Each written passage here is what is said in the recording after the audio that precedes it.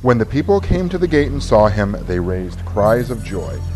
Then he dismounted and took the princess in his arms. She kissed him and said, "Now you have delivered me, and tomorrow we will celebrate our marriage." The end. Hi, welcome back to Game Geeks. I'm your host, Kurt Wiegel. Today's episode, we're doing something a little bit different. We're filming at my house, and I want to introduce you to my family. This is my daughter, Emma, my daughter, Eliza, and my son, Joshua. Okay, guys, go ahead and go play.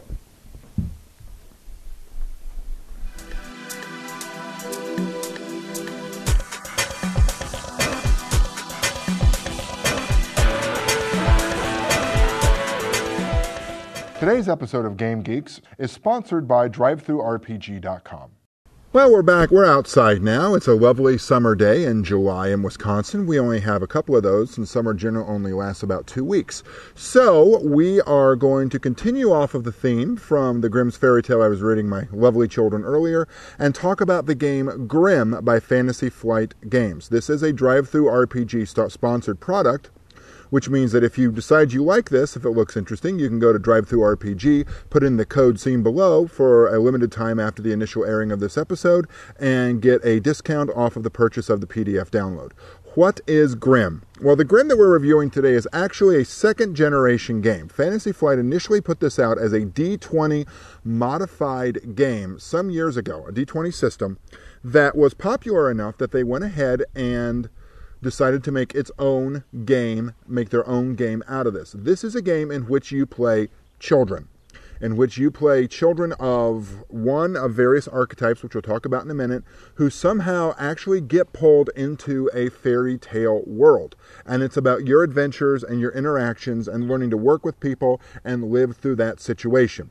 This does take a certain, well, to be very honest with you, almost childlike viewpoint on the game, meaning we realize the people playing this are probably going to be adults, high school, college age, even older, trying to play kids in this world, and there's a little bit of squickiness involved in that. But if you have the right group and you have the right sort of people playing it, I don't think there'll be a problem at all.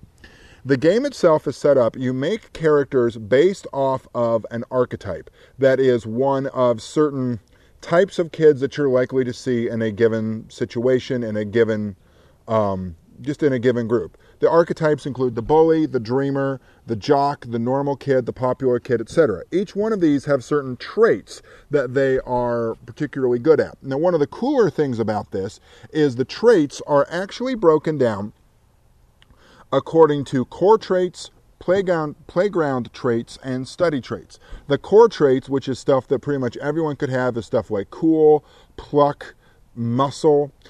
Playground traits are stuff that the kids might actually do on the playground. Hiding, scampering, throwing, seeking, scrapping, because every now and then you get into a fight on the playground. And then finally, study traits, which is stuff the more intellectually minded kids would have, are things like 4-H for stuff with animals. Being a 10-year 4-H'er myself, I found that particularly fun. Country club for the richer kids. Home ec for skills that would be oriented around cooking, weaving, sewing, things that you would normally associate with a home ec point of view.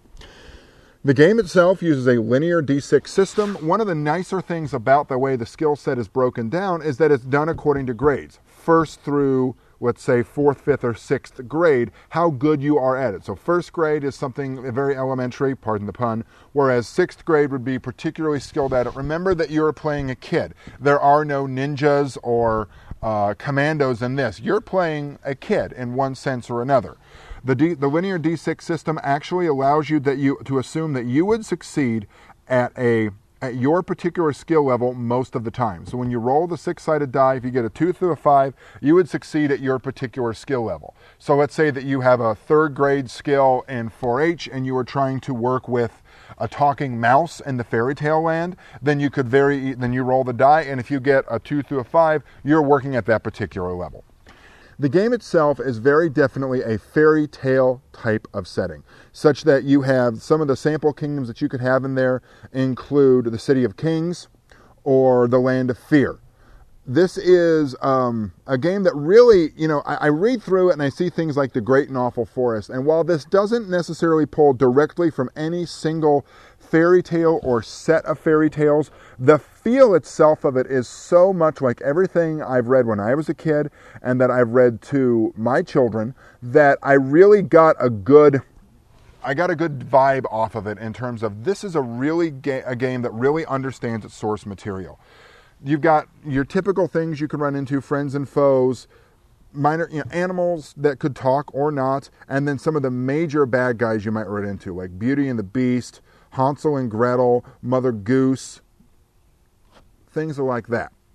One of the things that I particularly like about this game is the way that they have really intimately tied their source material into the mechanics of the game and how the whole thing is set up. It works really, really nicely in terms of getting a feel for being a kid in a fairy tale world. And I almost wonder if this is simple enough, it could be used as a gateway game to get a younger audience, maybe not my kids. They're a little too young for it still, even though I had started the game when I was my daughter Emma's age. Really sort of a way to, this is what we do, this is how we build stories, this is how we, to spin a tale and get them a feeling for what role-playing is and how it could work for them and their generation. I highly recommend this product if there is at all a kid inside of you left that would enjoy playing something like this. Go get it. It's a blast. Again, this is a DriveThruRPG.com sponsored product for a limited time after the initial airing of this episode. You can use the coupon code seen below to download this for a discount off of the site.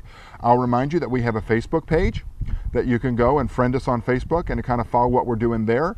We also have a website, GameGeeksRPG.com. You can go take a look at what we're doing there, follow us with what's going on, and see the latest news. For Game Geeks, I'm your host, Kurt Wiegel. Good day and good gaming.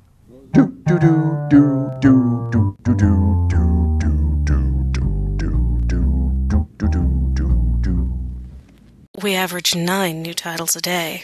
That's over 60 a week. And we've got well over 15,000 RPG titles online right now. DriveThruRPG, the one true source for RPGs.